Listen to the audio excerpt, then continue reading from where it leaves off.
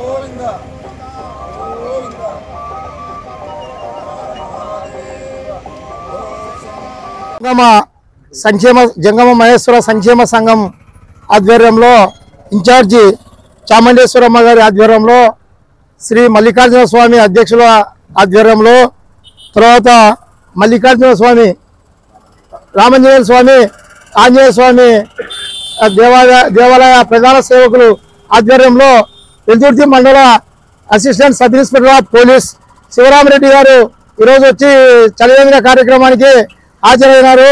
ఈ కార్యక్రమము నాగేశ్వరయ్య గారు కూడా ముఖ్య అతిథులుగా హాజరయ్యి కార్యక్రమాన్ని ఏర్పాటు చేశారు. ప్రతి సంవత్సరము వేసవి కాలంలో చలివేంద్రాన్ని ఏర్పాటు చేసి బాటసారులకు ప్రజలకు దాహార్తిని తీర్చాలనే మంచి ఉద్దేశంతో ఈరోజు కార్యక్రమాన్ని ఏర్పాటు చేసినందుకు వాళ్లకు కర్నూలు జిల్లా విజిలెన్స్ కమిటీ ప్రభుత్వ vigilance committee member A G Nagaraju నేను కూడా ఈ కార్యక్రమానికి రావడం జరిగింది.